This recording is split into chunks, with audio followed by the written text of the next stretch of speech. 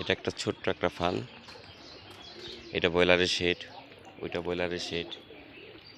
এই পশু পাখি, এই যে ক্যানোলা হাঁস, ওগুলো যে খেতেই কবুতর শখ করে কবুতর পালা হয়, মজার একটা জিনিস।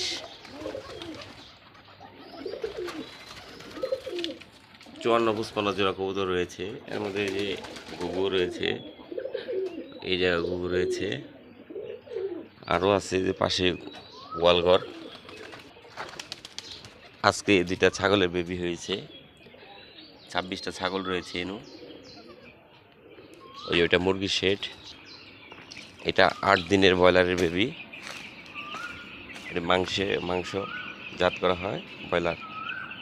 এখানে 10 দিন থাকার পর ওই বড় শেডে চলে যাবে, আর 2 দিন থাকবে। এই জায়গায় হাঁসের বাচ্চাগুলা 70 থেকে, তারপরে এবার 80টা বাচ্চা, 70টা আছে আর 1 মাস সিনিয়র।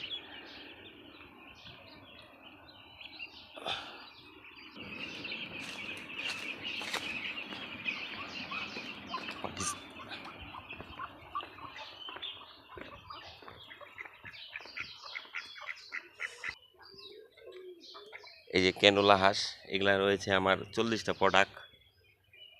এদের ডিমের বাচ্চা ওই যে যেগুলো দেখালাম, ওর সিনিয়রও আছে 1 মাস বাড়তি। এ হিসেবে আমার ইনু 1,200 হাঁস।